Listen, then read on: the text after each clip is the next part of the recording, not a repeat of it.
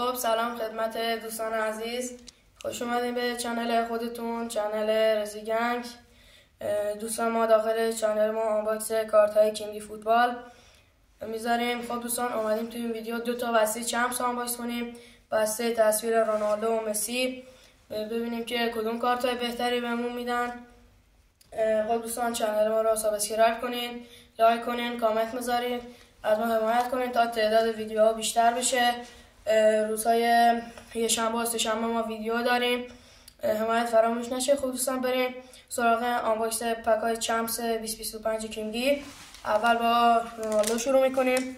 خب دوستان بریم سراغ آنباکس.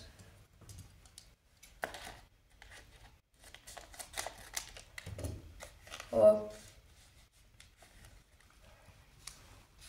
دوستان پک رونالدو کارت ادوانس به ما میده.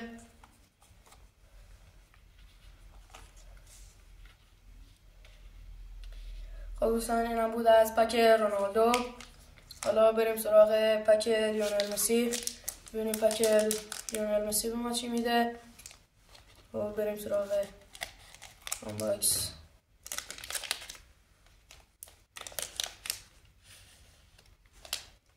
خب دوستان یک کارت امضا میده بهمون، کارت امضای ریس جیمز، برچسب کارت امضای میشای بالاک.